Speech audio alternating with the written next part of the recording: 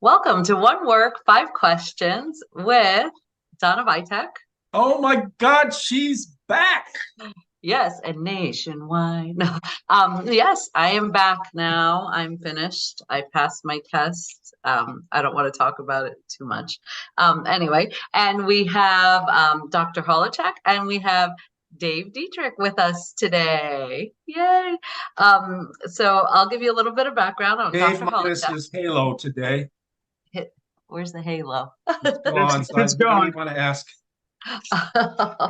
Thank you so much for filling in for me, Dave. You did a fantastic job. The first episode I watched, I was like, okay, this is so much, but I enjoyed it so much more with you. You have such an extensive knowledge of Thomas Jefferson. I'm still learning. So That's kind of you. Thank you. I said, wow, they're two equals. It was really nice to see that. And what am Yeah. I, just chopped wood or what? No, I said that it's two equals. It was nice to see two equals talking, having a I was discussion. segueing into the pile of wood in back. Me was supposed to Oh, say something like, "What's all that?" Forget it now. You hurt my okay. feelings. I don't want to talk about it. Oh, The okay. fact that I was chopping wood and chopping trees. We don't need to get into that. Go ahead. Start show. He's a wood chopper. Okay. Wow, it's getting dark in here. So the credentials for Dr. Holochek. He is a PhD, professor of philosophy and history, who has taught at institutions such as University of Pittsburgh, University of Michigan, Rutgers University, Camden, and Ohio University. He has over what 20 published books? No, you're over 23 now, right? I have 27 published books on Thomas Jefferson. 27. Okay. I still have this original here. I keep crossing them out as you publish a book. And over 200. So what are you at for essays now for Thomas I Jefferson? don't know. I don't. Okay. So over 200 essays on Thomas Jefferson.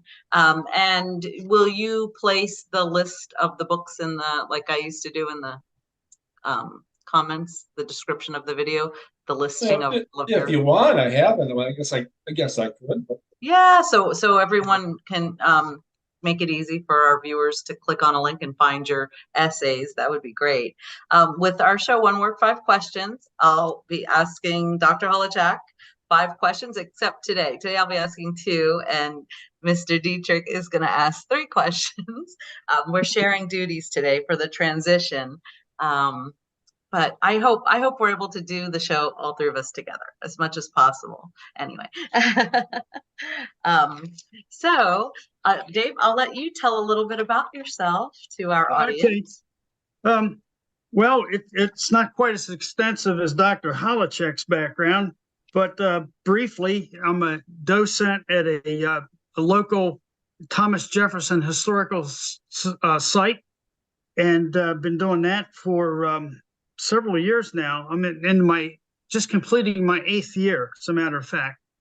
Done a few articles on Thomas Jefferson in the Times, and so 3 published articles.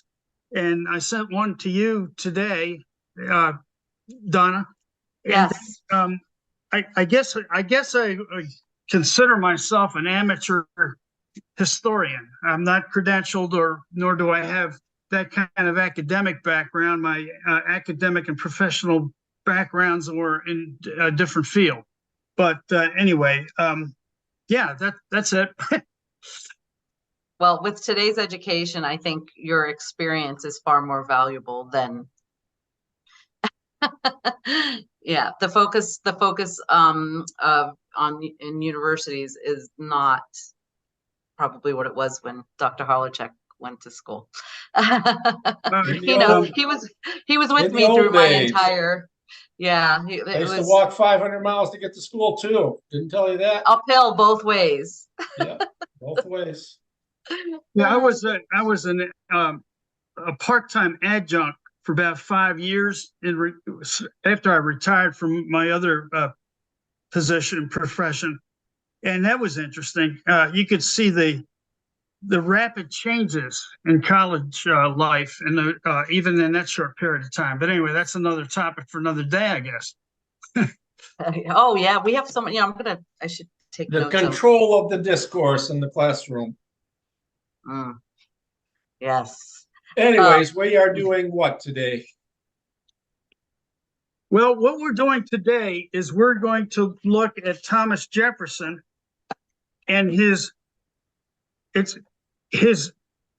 letter that was to John Lynch, and the date is 21 January 1811. And so what we'll do is we'll look at that, we'll look at the ideas, we'll talk about who the heck John Lynch was, because a lot of folks will probably not know who John Lynch was, because he doesn't really come up a lot in the annals of American history unless you dig deeply or you live in Virginia. So that's kind of a prelude to who he is, but we'll get to that in depth in a moment. Did anybody want to add anything to that, or do you want me to go ahead with question one? No, let's get started. Yeah. Okay. Well, the first question is, at least in terms of the question being asked, is relatively straightforward. Who the heck was John Lynch? His father was Charles Lynch, who was an indentured servant who found his way to Virginia. And as the story goes, I talk about this in my book on Lynchburg that got published a couple of years ago. The story goes, he agreed to be an indentured servant on the boat of a certain person. And at some point, he decided he didn't want to go, so he jumps off the boat, and the guy convinced him to get back on the boat. But anyways, Charles Lynch comes to what is currently today Lynchburg, Virginia. The person on the boat to whom he was indentured liked him so much that he wound up marrying his daughter and came into some property. Then he had several children, daughter and some sons, and one of whom was John Lynch, born in 1740, dies in 1820, and founds Lynchburg, Virginia. He was a Quaker. When you look at what pretty much put what is today Lynchburg, Virginia on the map, it's not a city by any respects that is suitably located, but as everybody knows, he founds a ferry. It might be a ferry that his father had started. And on account of having the ferry, the city becomes, well, the land around the ferry becomes in time a city, and it becomes a thriving tobacco. The city starts to thrive in the tobacco industry, and Lynch himself has a couple factories, one of which is on one side of the James. Another factory is on this side, the Lynchburg side of the James River. So he would come to own close to 3,300 acres of land.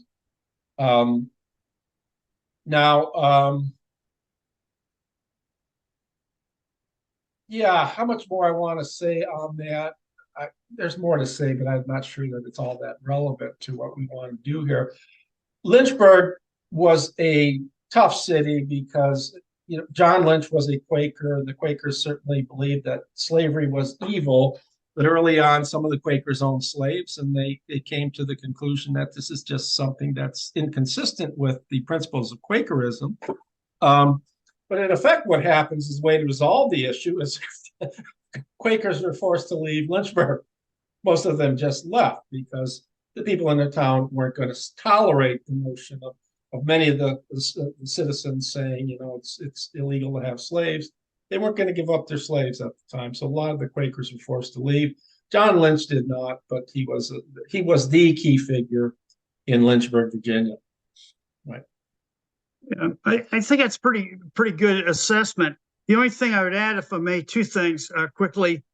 First of all, Lynchburg in those days and even into the early 19th century was a center for the tobacco industry, where a lot of the tobacco, once it was ready for shipment, would be sent down on bateau boats, French for boat, down to Richmond.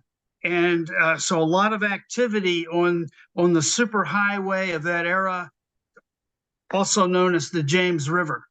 And then the other significant part of that, I think, is the fact that Thomas Jefferson beginning in 1773, owns a place called Poplar Forest, which is what was it was in his day a second plantation that he owned, and it ultimately became his location for his retreat home when he retired from government service on the 4th of March, 1809, after he finished as president of the United States. So a lot of history comes into play there in the person of John Lynch and others and other activities. And that the notion being, obviously, is that the house in Bedford is very close to Lynchburg, and Jefferson had commercial relations with a lot of important businessmen. Exactly. Lynchburg was as one scholar put it, a northern city in the South. Namely, it was involved in heavy industry, the tobacco industry, especially later on shoes, but it was an atypical in that regard southern city because it was engaged in the sort of business practices that that typify northern cities. So yeah, and it was, so that's that. Thank you so much for adding. See, this is what I absolutely love, your adding to and complimenting Dr. Holochek. That's wonderful. I love this. It has to remain the three of us. We kind of cheat a little because we both live nearby there. Oh yeah, okay. And and I'm trying to catch up, do 2 years of history on my own, that I would have gotten in an undergraduate degree. So yes, Dr. Holochek has been a great help. Question number 2. What precisely was Miss Mifflin's plan, and what did Thomas Jefferson consider it to be the chief merit? Moreover, why was expatriation deemed necessary? Well, I didn't say anything about Emlyn Mifflin. She was born around 1755 and died in 1815. She was an abolitionist and a Quaker preacher from Philadelphia, and she came to Lynchburg as part of a sort of an annual consortium or visitation to be with other Quaker ministers and so forth. And she comes up with sort of plan. It's not that the plan that she articulates is unique in any important sense. It's not. It's a plan that many people, Jefferson himself, have thought up. So the idea is, you ask what was her plan, and let me just read from what Jefferson says here. You've asked my opinions from the letter on the proposition of Mrs. Mifflin to take measures for procuring on the coast of Africa an establishment which people of color of these states from time to time be colonized under the auspices of different governments. Having long ago made up my mind on this subject, I have no hesitation in saying that I have ever thought it the most desirable measure which could be adopted for gradually drawing off this part of our population most advantageously for themselves as well as for us.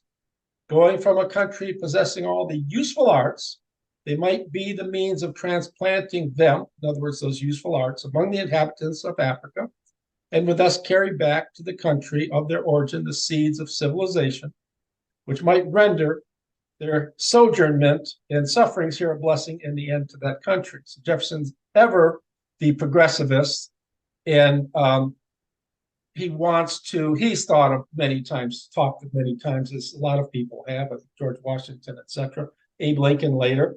The idea is that it's difficult.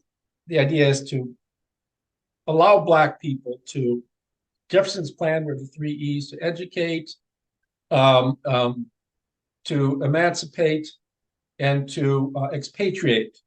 Expatriate, probably the wrong word, but I use it a lot in my works. Just means to expatriate. To be an expatriate of a country literally means you have to have been a part of the country, and you can question the extent to which slaves could be expatriated. But when I use that word, I just mean sent away from their sort of new homeland, right?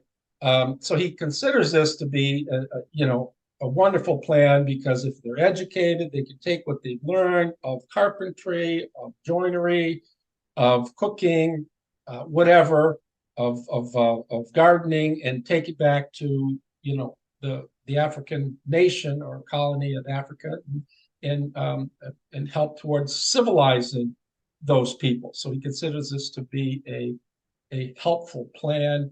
Perhaps I should share something here. We look here just on, you can see what's called today the slave triangle. And British ships would go into Africa, and from African princes and so forth, pick up, certain things, gold, ivory, spices, hardwoods, slaves, send them to the Caribbean islands, send them to North America. Of course, most of these slaves went to what would be Central America and South America. People never talk about that. The vast majority did not go to North America, right? And then, so the slaves oftentimes were sent to the north, migrated south. And then you get the seaport towns, Boston, New York, Philadelphia, you get whale oil, rice, silk, indigo, tobacco, sugar, molasses sent to. So there was a whole business, a whole triangle here. And the colony to which Mifflin refers is Sierra Leone, which is somewhere around here underneath the belly of Africa here. So I'm just bringing that up for a point of reference.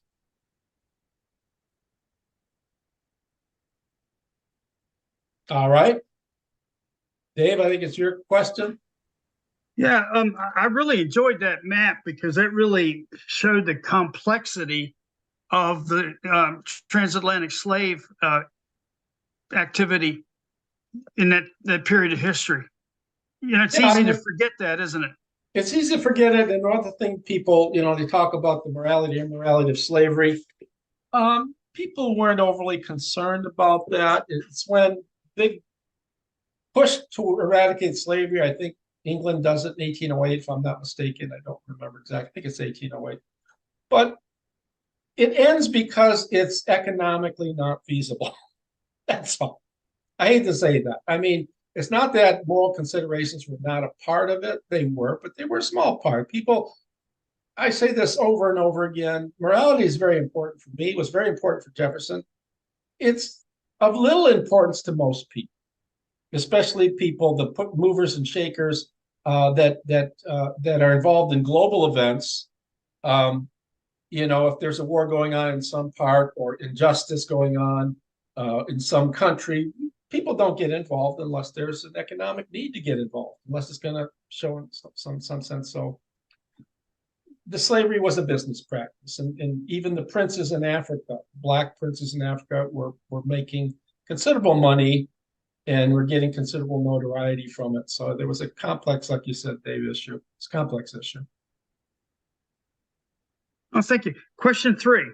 TJ discusses his own efforts to effect a similar plan of expatriation.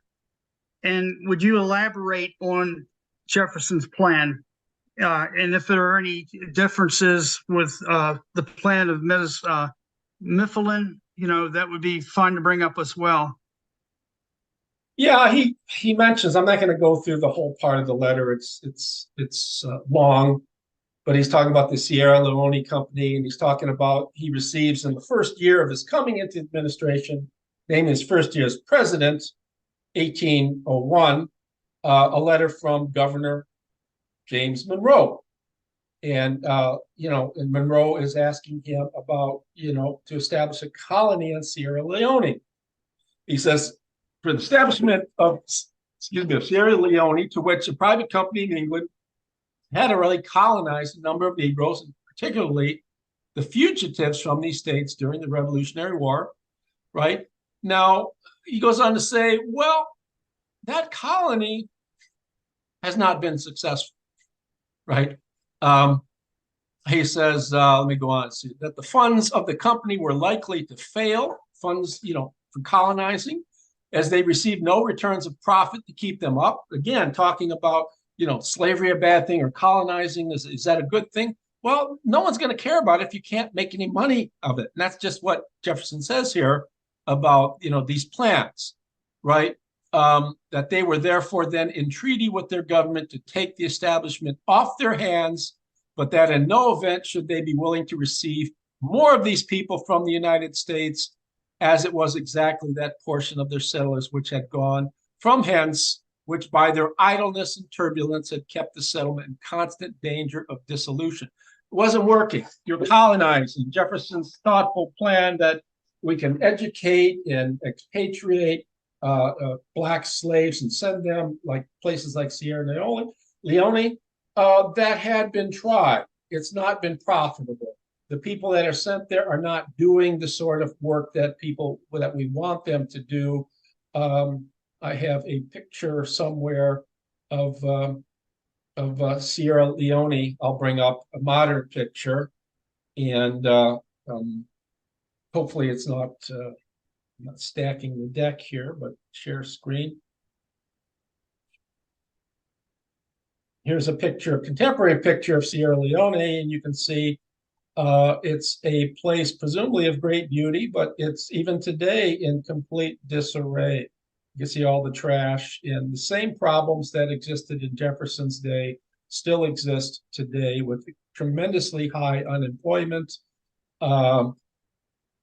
People presumably not self-motivated to do much stuff, a lot of poverty and things in great disarray. I'm not going to comment too much on that, but it's just some of the problems that existed in Jefferson's day certainly still exist today in Sierra Leone, if you go back, if you want to do some research on it. So the reference to, I should add, the reference to James Monroe as governor of Virginia is on account of Gabriel's rebellion, which occurs early in the summer of 1800.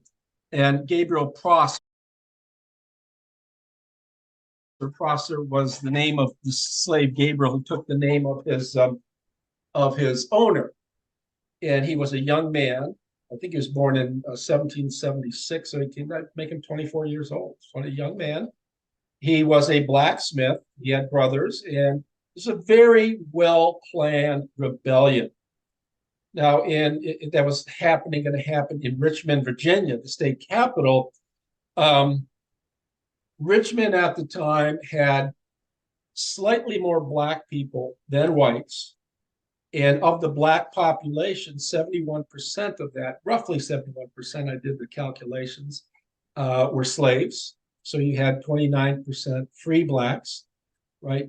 People always think somehow that every Black person in the United States was a slave. It wasn't so. There were numerous free Blacks, certainly.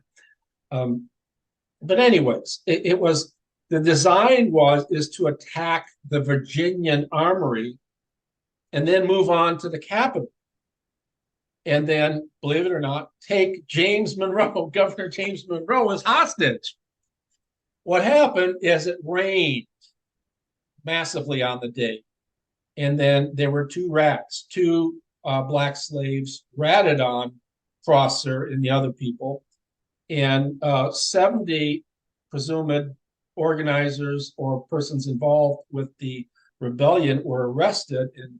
And Monroe writes Jefferson a letter about what should I do. And Jefferson dissuades him. Expatriation, Jefferson's trying to say, well, just let them leave the country. This is a costly thing.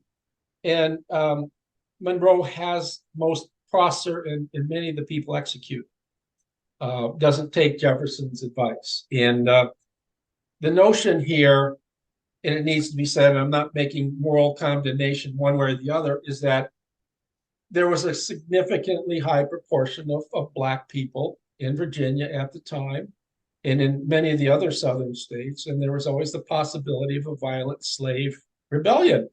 So the notion of expatriation, colonization elsewhere, was very attractive because there was always the fear that if you freed Blacks, Jefferson says this, and Donna, we talked about this in book 18 of his notes on Virginia, there's always a possibility, there's animosity. We've been enslaved for so long. Now that we're freed, Jefferson says there could be a war going on, another revolution.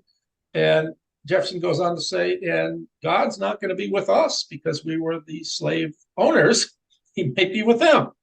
So it's a very, very dangerous time at the time. So the context of the letter with respect to Colonel Monroe, who's governor at the time, is Gabriel's rebellion.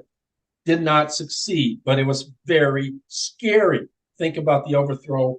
We had something that happened in Washington when Trump wasn't elected about possibly challenging the government because of the election results. This was something similar was going on. It's very scary. The idea being, obviously, if the American colonists can by themselves overthrow the yoke of the British, didn't the black slaves have a right to do the same thing? Everybody knew that, yeah. And it scared the hell out of them. But the idea was slavery was wrong and it needed to be abolished, but there had to be much thought that went into the plan for how slaves were to be emancipated.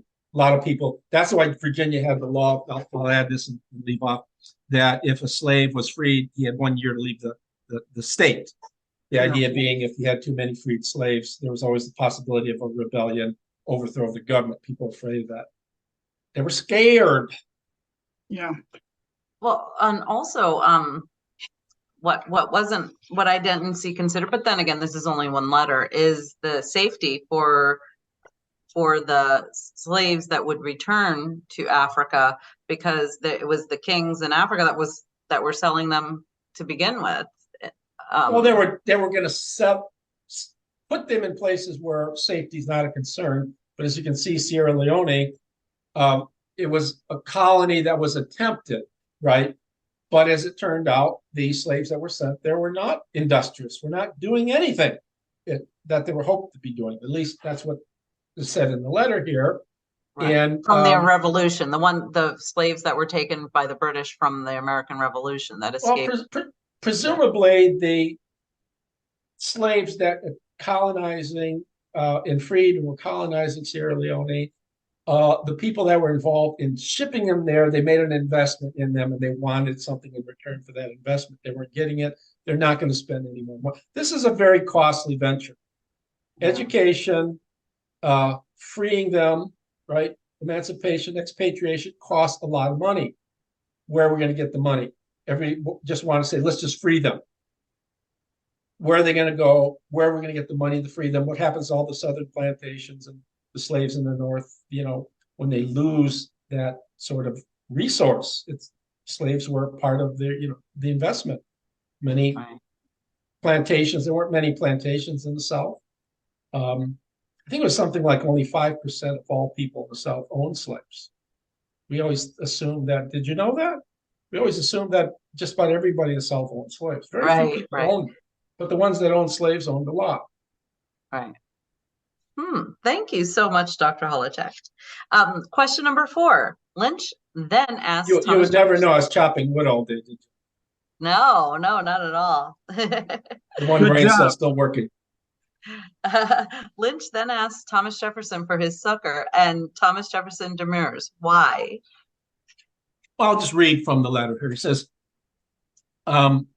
you inquire further whether I would use my endeavors to procure for such an establishment security against violence from other powers, and particularly from France. Certainly I shall be willing to do anything I can to give it effect and safety, but I am but a private individual. He's retired from the presidency, right?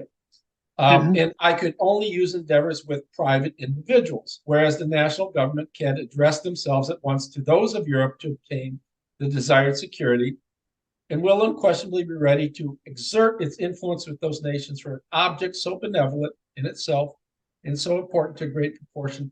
In other words, he's saying, look, this is an item for the federal government to involve itself. I'm retired. I did what I could throughout my life. It's as a private individual, there's really not much he can do to affect, and a lot of people,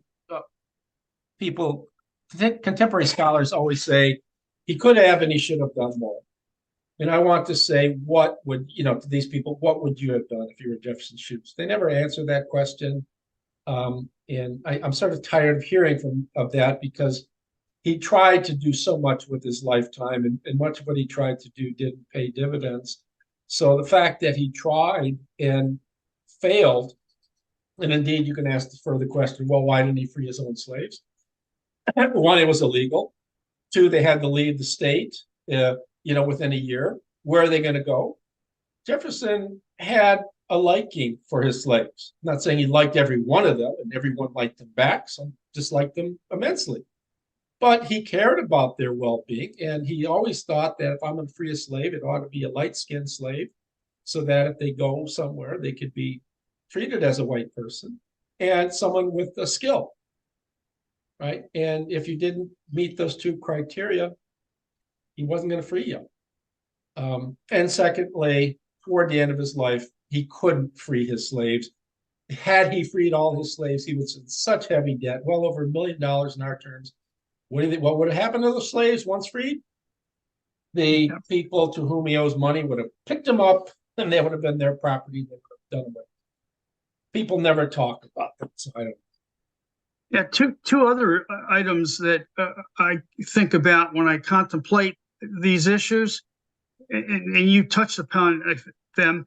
One, when people had to leave Virginia within a year, what we forget, we tend to think of Virginia today in 2023 in terms of geographical area. Well, Virginia in those days is what we would understand as Virginia, West Virginia, and at one time Kentucky. And even if you want to go further than that, the Northwest That was in the Territory. 1780s. Exactly. So, it's huge, so it's not like, you go down the road 5 miles and you're in. Right. And that was an issue. And wow.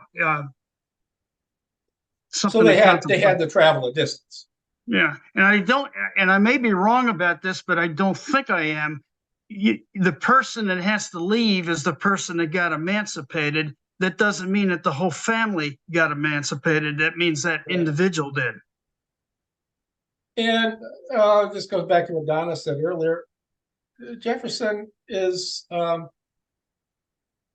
this might talk of the last question, but Jefferson is worried about how do we know that if freed, they're going to want to leave Virginia? It's piggybacking on what? All right, we're down to 7 minutes. I guess we're doing okay for three people. And I know how Donna likes to blab blab, or is it I who likes to blab blab? Maybe it is I. You ready for the fifth question? You know me, I'm always ready. Even if I have nothing to say, I'm ready to say something. Okay. We're trying. We talked of the proposed benefits of these plans. What about the banes? What are the drawbacks and so forth? Well, again, I can read from part of the letter, and it piggybacks on what I was saying before about maybe people who are free didn't want to leave. He says, indeed, nothing is more worse than that the U.S. would themselves undertake to make such an establishment on the coast of Africa. The U.S. meaning the federal government. Don't put it on my shoulders. I'm not part of the federal government anymore. Exclusive of motives of humanity, that's the moral content, commercial advantages to be derived from it might repay all its expenses. Bringing in, is it profitable to do this? Is someone going to invest in it and see if they can make money? But for this, the national mind is not yet prepared. It may perhaps be doubted whether many of these people, the blacks, be it expatriate, would voluntarily consent to such an exchange of situation, and very certain that few of those advanced to a certain age and habits of slavery would be capable of self-government. The idea being is how many of the people, if we agreed to send people over back to Sierra Leone or somewhere to be colonized, how do we know that they're going to want to go? Do we force them to go? Does it have to be a willful thing? Look, you're taking people, the blacks from Africa who were made slaves were taken involuntarily from their homes, in many cases from their families, put on board ships. That was the most disgusting part is the ship, the ride on the ships, because they were so overcrowded at times that people were living, and this happened for indentured servants as well, relates to whites. The shipping procedure was so overcrowded that people were wallowing in feces and urine and filth, and so it was taken for granted on some of the crowded ships that 25% or more of the population would die. The hardier ones wouldn't. So it's really sort of how these people have been taking outside of their will to, say, North America or Virginia. Why are they going to want to be displaced again? Now, the answer, of course, is, well, it's in the best interest of Black people, for the long term. The short-term sacrifices that these Blacks who will be expatriated make at their own expense will be maybe not for their benefit, but for the benefit of future generations. But why should they care? Why are they going to want to leave their families or their home now? Virginia's their home. Why do they want to leave? Jefferson Anstey says this should not, however, discourage the experiment nor the early trial of it. And the proposition should be made with all the prudent cautions and attentions requisite to reconcile it to the interest, the safety, and the prejudices of all parties.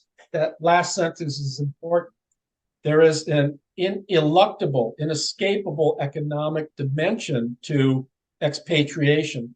Even without expatriation, there is an economic dimension to freeing slaves of any course, of any kind, of any color, right? We saw what happened during the Civil War when Lincoln, frees the slaves, all the slaves that from the southern states, not from the northern states, so forth. But this whole thing was a political ploy, as far as I'm concerned. And the long-term implications is that the great plantations of the South just folded because so much money was tied up in the slaves. So there was an economic dimension to the whole practice of emancipation and expatriation. And everybody had, like even the most ardent emancipationists in the North, especially the religionists who clamored the most, a lot of people say, yeah, we understand that it's wrong. Come up with a plan. It's one thing to bitch about it. Tell us how we can do this without economically crippling ourselves. And no one really had that plan. People wanted to complain, right? We have the same thing today. We talk about problems with people of different sexual orientations, racial problems, and a lot of times people are complaining, but what's the solution to these things, and to what extent does complaining help? Anyway, that's the main problem that Jefferson at least mentions here. I'm only confining myself to this letter. Donna, you want to say something? Either that or you're praying. Are you No, praying? praying for that my you stop soul? talking. No, no. Well, it's when you think about it, at first it sounds, whatever you think at first, but that it would be like my heritage, family ancestry is from Spain, but I've never been to Spain. That would be like sending me back to live in Spain, a country that I know nothing about, that I mean, it would be unfamiliar. So I hope that they did come to that conclusion too, that for safety, and also being in a place that if the slaves were born in America, then this is what they're familiar with, not Africa. Yeah, and Jefferson says something in Query 18. Again, I go back to that from remembering what he says. He says, any place to live would be better than a place in which you're a slave. That's his motivation. Is he right in saying that? I don't think necessarily he's right. But if this environment is an environment in which you've only existed as a slave, are you going to be comfortable here in existing as a non-slave? Go back when I wrote my book on Lynchburg, I had to talk about what happened with after the end of the Civil War in Lynchburg. And, it was so difficult for freed Blacks to think, well, what the hell are we going to do now? They had to band together in some sense in order to survive, and they commercially banded together, and they all lived on Fifth Street here in Lynchburg. But I mean, it was an important street because in some sense, they were attached to white families and to wealthy white people. And now there's a separation